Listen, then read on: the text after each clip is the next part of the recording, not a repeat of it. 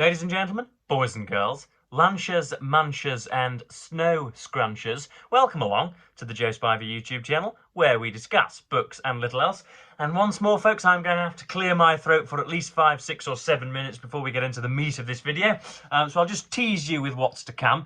We have a sort of walkthrough of the latest TLS. I do believe that a new one will be sort of sharking through subscribers' letterboxes, I think, this week. But so I am a week behind, but I did grab a copy of this for £4.50, and so we're going to be looking through some of the articles which intrigued and titillated me.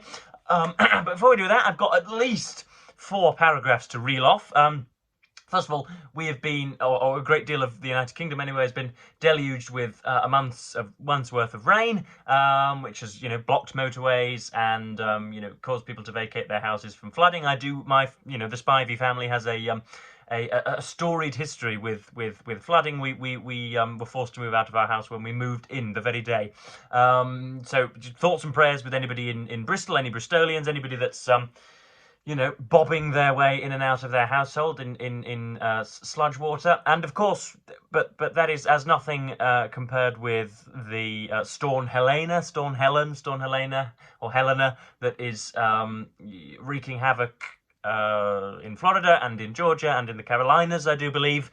I don't know quite how many of you benighted subscribers hail from those regions, but if you are there, then Christ alive, you don't have, obviously you're not got any of my physical support, but I'm with you in spirit. Goodness me, it must be terrible to live in an area which ravishes you so horribly. Oh yeah, I understand that hurricanes are quite a regular thing over there, but still, it doesn't frequency doesn't mean that the potency of a storm is lessened. Anyway, that was a garbled way of signalling my virtue. Next up, I was walking just in the town earlier, and I do on every single weekday, and I was walking down a particularly kind and nice street, and I ran into Mikey Lewis, who is the talisman and star and just shoe-in for the Man of Steel award this year. He is the best player for my favourite rugby league team, Hull Kingston Rovers. And so I was walking down the lane and I thought, Captain Cool as ever. I refrained from engaging in eye contact, but just as we were crossing paths like ships in the night, I just turned to him and said, "Are you going to win the Man of Steel award this year or what, Mikey?" And he sort of offered like, "Oh, I hope so, mate." It made me wonder. He's a very thick, very small, very muscly fellow. I was much taller than him, but he could beat me to a pulp within 5 minutes. But I just wondered. It was a great example of how how bunched Britain is. So, for example, if you had idolised Tom Brady from the age of 4, or Tiger Woods, or Serena Williams, or Novak Djokovic, or I'm trying to think of an ice skater or whatever. It is very, very unlikely that you will run into such a star in your very postcode. And yet there I was, seeing Mikey Lewis and talking to him in the flesh, as it were. He was sort of holding a dog leash. He's not the brightest bulb in the box, I'm afraid, folks. He was scrolling on his phone and he seemed quite averse to social interaction, but it was jolly good to have just a small word with him. What else have I got to discuss? 2 aspects of news. And also I spent the entirety of, a great deal of yesterday consternated on the sofa with my mother. She was trying to purchase tickets for the new Coldplay tour, which is taking place, I think, August 2025, but it's taking place at Hull Kingston Rovers ground, so it's 2 or 3 miles from where I am jabbering on YouTube right now. And so we tried to get tickets. It is absolutely impossible, folks. But it was also confusing, the kind of clamour for things with which I have absolutely no connection whatsoever. I could not care less about going to see live music. I don't like putting it in my ears on a regular basis, so I couldn't think of any worse a notion than striding into a place having spent £200 and watching them do it in a sort of lacklustre and lesser fashion live on stage. But yeah, people were paying £160 and £200 for standing tickets. Me and Mother were in the queue. I think there were 44,000 people in front of us in that queue, and we never got anything. So yeah, I've been doing that as well. Keir Starmer has just met Donald Trump and David Lammy, who gave a rip-roaring speech at the UN Security Council just the other day, who impugned, or didn't impugn, but accused Vladimir Putin of being some kind of mafia boss, and probably hinted at Donald Trump being of the very same ilk. And also, last but not least, today we have learnt that, through the Daily Mail, that Boris Johnson tried to prevent Prince Harry from eloping with Meghan Markle to California. He tried to prevent them going away and gave her some sort of manly speech, which of course was perfunctory and didn't work. But how on earth is it that we know that Boris Johnson was, in quiet and persuasive conversation with Prince Harry before he left? Because those aspects of his memoir have been leaked. What do we know from that? We know that the memoir has been given to the Daily Mail. We know, therefore, that the memoir has been given to every significant publication in Britain and in the wider, premise.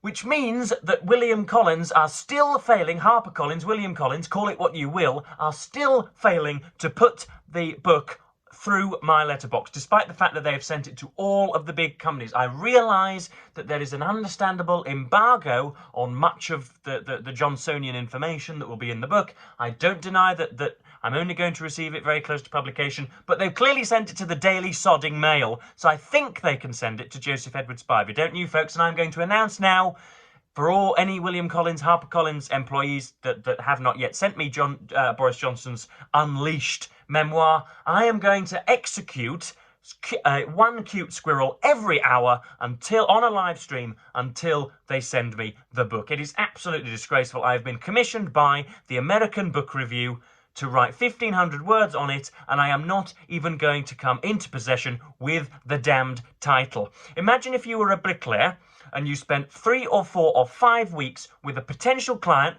wined and dined and extolled the virtues of your own practice. Finally, he gave the thumbs up to say, yes, go right ahead. 17 other people had absented themselves from your services. Nobody else wanted you to redo the wall on the, in the front courtyard. But finally, you got someone some sucker that would print your work or let you build the wall. You go down to the local, wherever the hell it is the brickmakers obtain bricks. You go down there and they just resolutely refuse to hand over any bricks, despite the fact that you will pay for them, despite the fact that you have a contract saying that you need the damn bricks in order to build your stuff. Imagine that, folks. That is the rouged, uproarious difficulty with which I'm in at the moment. But let's park all that nonsense. Today we are looking at the TLS.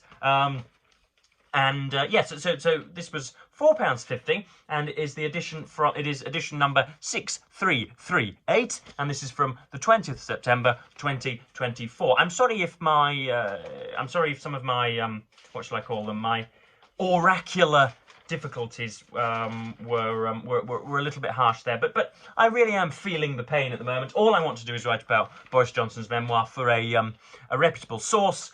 And yet I do not have the source material in front of me. So anyway, this is the first article that I lighted upon. This is entitled "The Incel and the Dreamboat," Sally Rooney's novel of two difficult brothers in crisis. And this is, of course, in reaction to the newly released novel Intermezzo by Sally Rooney, who the publishing industry have decided whose excrement doesn't smell.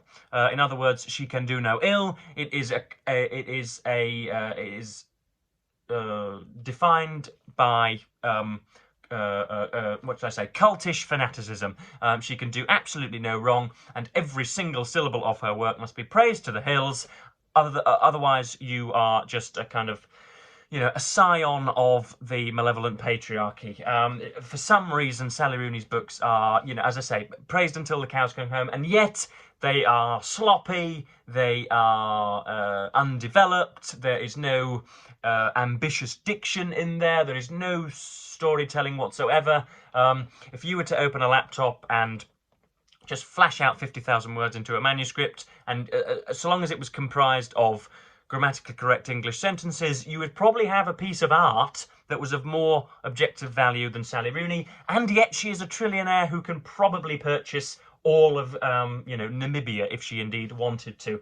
So yes, but finally, somebody has had the gumption to slightly criticise her. This is Anne Manoff writing for her, and Anne Manoff is apparently a writer and attorney based in Brooklyn. She edits The End, which is a small magazine of poetry, fiction, and memoir. So yes, I've got a few things to highlight here, and let's just begin with the opening paragraph. As in Sally Rooney's previous novels, the main characters in Intermezzo fall in love quickly, tidily and passionately. They meet, their outfits are described, they exchange clipped dialogue, and are soon free to engage in ever so slightly masochistic but mutually satisfying sex, climaxing in perfectly symmetrical and somewhat juvenile confessions of affection. This is a pretty little world in which the girls wear lots of nice skirts and the boys are real softies, and the worst thing that can reasonably happen is that it gets rainy in Ireland, as it tends to do at sad moments. And then later on she goes on to say, Intermezzo is being trumpeted by the publishers as Rooney's great leap forward, and I suppose it will be seen as some sort of accomplishment that she writes about characters who are not literature students at or graduates of Trinity College. So this is about, supposedly the novel is about a chess-playing incel and a kind of high-flying, philandering solicitor on the other side. Two different brothers, a very different ilk. This has long been one of her insecurities. At the beginning of Beautiful World, Where Are You?, the love interest of the Rooney Standing character asks her, what kind of people do you write about? People like you? That love interest was a gruff, semi-mute warehouse worker who melts his girlfriend's hardened heart with squirrel videos. And this depiction of the noble prole who loves a writer so smart and sensitive she has to go to the psychiatric hospital was surprisingly well received. Now, yeah, nearly all of Sally Rooney's works are blatantly autobiographical. She has very, very rarely written about things sort of outside of her remit, but this is an opportunity to do so, but apparently it's not very good at all. I'm trying to focus on the point where she talks about the undeveloped characters. It would seem that the mainstream publishing industry wishes to gain the credibility of allusion to the more sullied aspects of contemporary life without depicting anything unsavoury. I imagine the Sally Rooney team chafes at the potential of losing even one member of a huge fan base, and thus she has strained this tactic to absurdity, writing a young adult novel about two supposedly problematic males who make love tenderly and give love fiercely. Money, work, even the internet, none of these threaten to impinge on the function of her sentimental machine.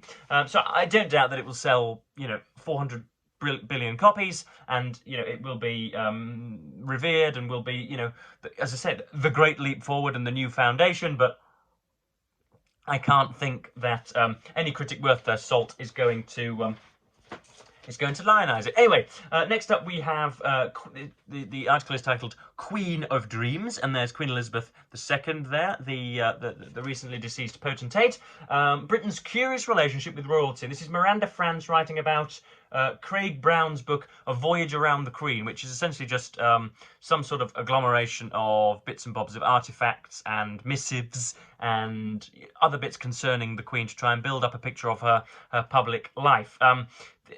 And she starts thusly. In the course of this long read, an odd picture of modern monarchy emerges. Ordinary people who enter the royal orbit seem to slip through a looking glass. Time bends out of shape to fit around archaic rituals. An entry from October 1964 finds 16 new Labour Privy Councillors learning how to balance on a cushion on one knee, to kiss the Queen's hand, then to walk backwards away from her without falling over carefully arranged obstacles. Tony Benn, the new Postmaster General, describes himself as boiling with indignation and feeling that this was an attempt to impose tribal magic and personal loyalty on people whose real duty was only to their electors. His subsequent campaign to have the Queen's head removed from stamps, a 20th century decapitation, ultimately failed. The monarch insisted on her silhouette. I think I must put my vendetta with the palace into cold storage, Ben conceded in his diary. Now, I am not a royalist, it must be said.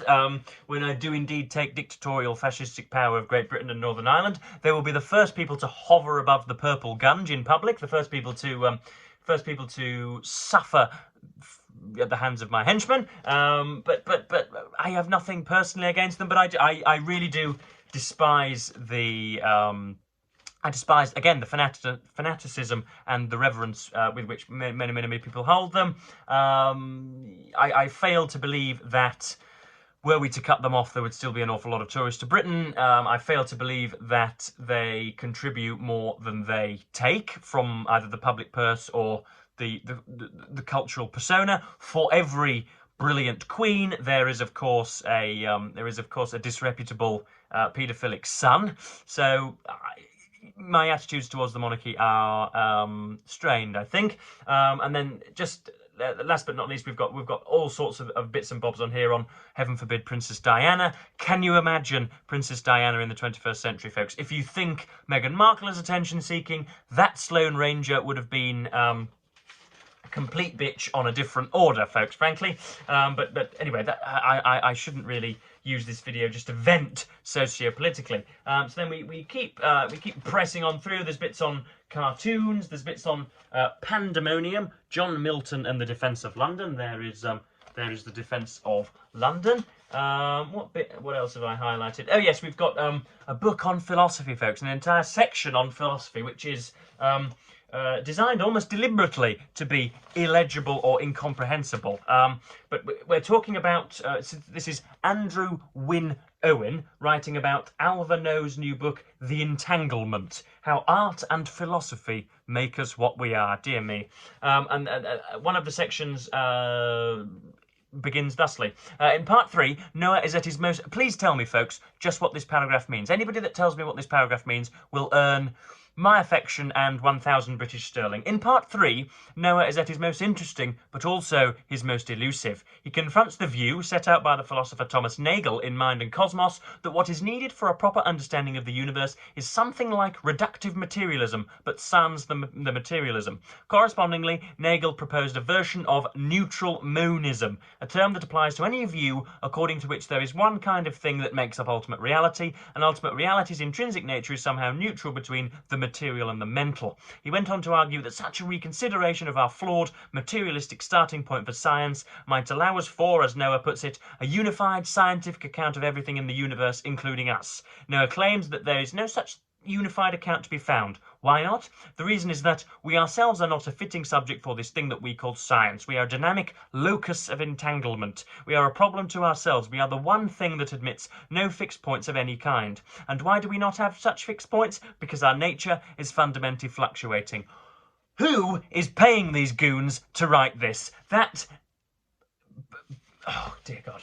It's just deliberately incomprehensible. Quite what any of that means. I'm not some latte swilling Zoomer who cannot understand anything complex. I have read the biggest and the most complex books that are to be published in the English language, folks. I've read some stonkers. It's not as if I just can't wrap my mind around the numinous material. It's that I think many philosophers and many book reviewers of philosophical books get some sort of loinal kick out of the confusion of the masses.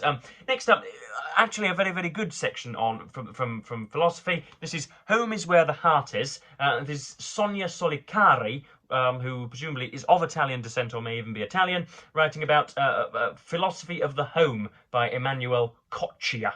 And it's really very nice and points towards the fact that whilst, you know, Renaissance Italy, or whilst, you know, pick any philosophical topic that you may, they most often reject the home space, and it's not very often looked at. We also have Isaac Nowell writing about Sally Coulthard's new book, The Apple, and there is, I believe, no greater fruit in the world. It's crunchy, it's juicy, but it is also solid. It can double as a cricket ball should you have just lost one. It can be used to end the life of a nemesis. It can be used to do what? It can be used to imitate a bruise or injury should you not want to participate in PE. It's a grand old thing. But yeah, this is just a paragraph from it. A sense of fun is present throughout the book. In a warmly wry narrative voice, Sally Coulthard interweaves culinary, horticultural, social and commercial history, as well as folklore, mythology and literature. She opens up with an account of the Soviet botanist Nikolai Vavilov, who dedicated his life to investigating the crops that sustain the world's population. In his study studies on the origin of cultivated plants, he theorized that each farmed plant had a place of genesis, and in 29 he set out to find the birthplace of the apple. His journey took him through abandoned cemeteries, dens of dogs and jackals, and border checkpoints where the guards were high on opium.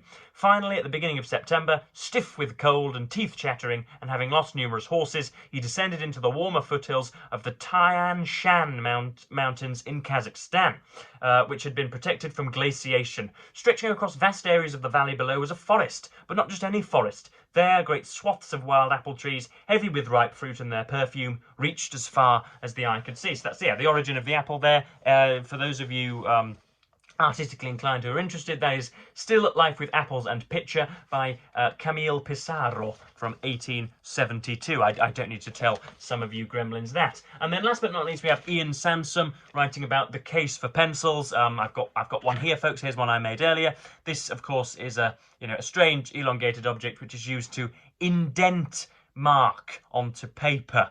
For those of you who exist entirely on the internet and don't know what pen and paper or pencil and paper are, you indeed have much to learn. But this article is very, very humorous and sort of pokes fun at the weird coterie of people who prize pens and pencils on a very specific level.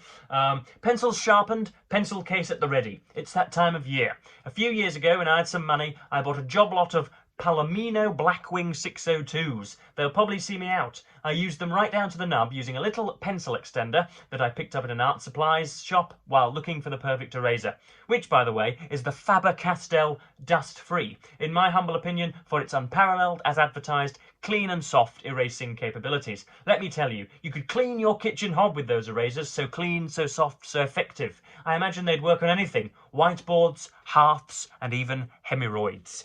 So yes, that was the TLS of the 20th of September 2024. Was I disappointed slightly? Maybe. Yeah, for some reason, not a great many articles sort of loomed out at me. Of course, I only bought it for somebody's response to Intermezzo. Any of you that have had the misfortune to run into Intermezzo and part with your hard-earned cash to buy the thing can indeed comment as to how successful Sally Rooney is in her 4th novelistic jaunt, I do believe. So yes, I'm going to cap this video at just over 20 minutes. I'm sorry if, again, the personal impinged rather too much, but you've come to expect this on this channel. I'm told by very many of you that, some of my extracurricular activities are of as great a value as, some of the bookish stuff. So, yeah, I'm going to stop this video here, and I'm meeting Grand Viceroy Spivey over the weekend to empty goblets of golden lager beer, and I'm told that he has a few books for me, so I might have something of a book haul to perform in a few days. I do indeed also have Mark Twain's The Innocents Abroad to read and then review here.